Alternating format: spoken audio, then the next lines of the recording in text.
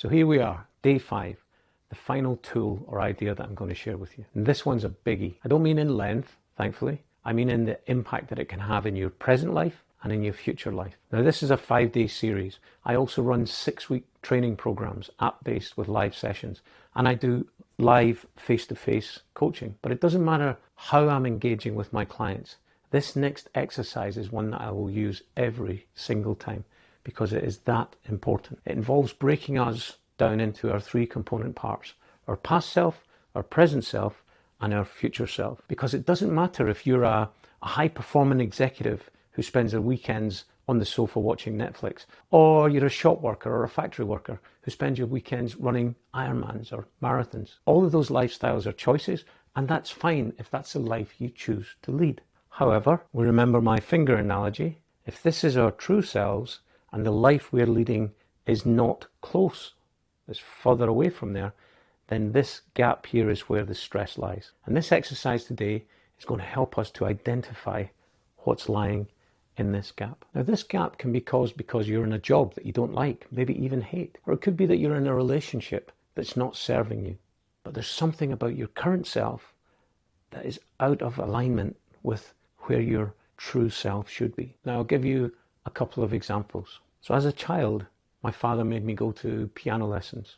And nowadays, I really wish I'd stuck at the lessons. I would love to play the piano. So my true self and the piano guy, yeah, it's a bit annoying, but I can live without it.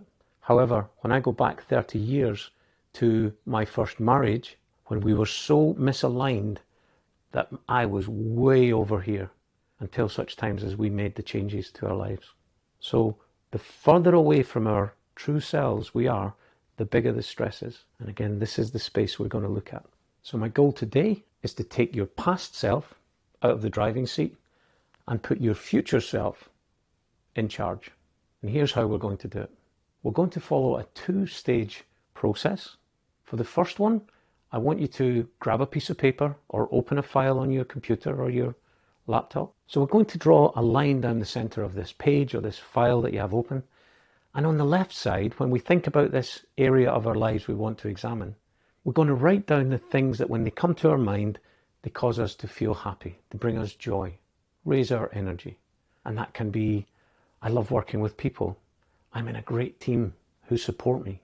And then on the other side, you can write the things that stress you or take your energy.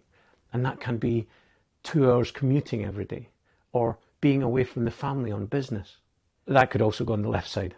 It depends on your situation.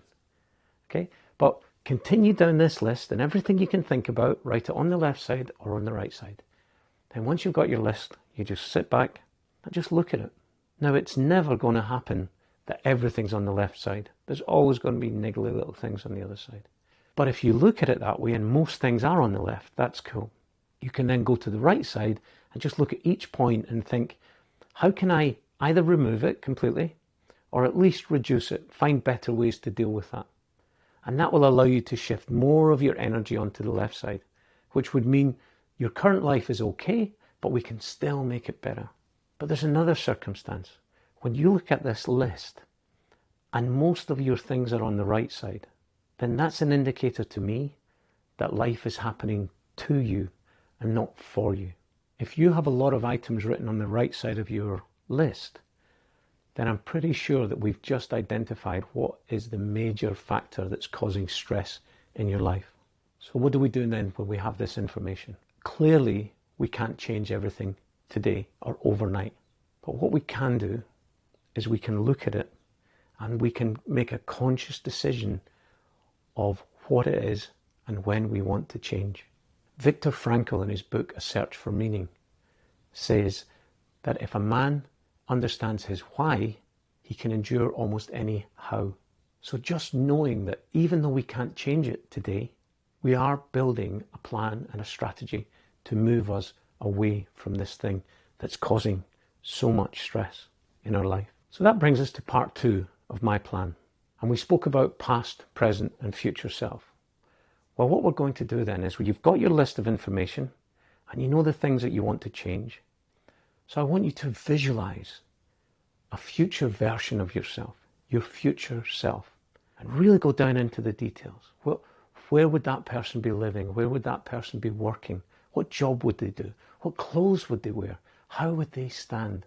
Really go into this imagination piece of the future version of yourself. Because what we're going to do then, and this gets a bit weird, you know that voice you have in your head? Everyone has it. It's known as the inner critic, and it's called that for a reason. That's the voice that tells you you're not good enough. You'll never be able to do this. Everyone has it to some degree. And again, my 6-week course goes into that in real depth and how we can rewire that completely. But for now, it's just an awareness is enough. And that is that this new person that we've created, this future version of ourselves, we're going to train our minds to think the way that person does. So our future self is going to become our new imaginary friend. Now it takes a bit, it takes a few days, a couple of weeks, but I promise you this does work. And what we do is when we're making a decision in the present, should I go to the gym?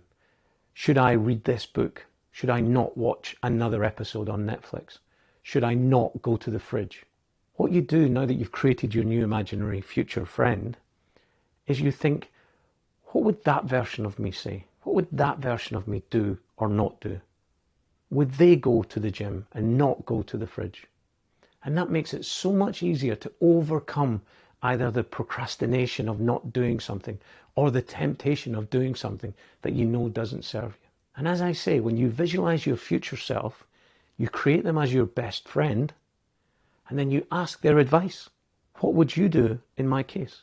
And what happens is, slowly but surely, this becomes your new inner voice. And in a matter of weeks, your future opinions, your future beliefs become just how life is. In January of this year, I set off on a fitness drive, the 75 hard. And when I first looked at it, I was like, oh my God, I'll never be able to do this. That was my old self with all my limiting beliefs talking. Fast forward to February, and those things that scared me are just the things that I do now with no fear, no struggle. Some, a lot less than I thought there would be. So we're using a thing called neuroplasticity, where we are literally rewiring our brains to how we think about the world, how we see the world, and how we feel about ourselves. So even though we can't physically change the circumstance that we're in today that are causing us to stress, we can start to think and start to believe in this future version of ourselves. And if we follow this process every day, we're taking one step closer. And then eventually, one day, our future selves will be our present self. So do your energy audit. Things that bring you joy on the left side, things that cause you stress on the right side. Step back, decide exactly who your future self is going to be, and then invite them into your mind and ask their advice. And when you make decisions, say, what would my future self think? What would my future self do? And then that will set you off mentally and eventually physically into your new designed future.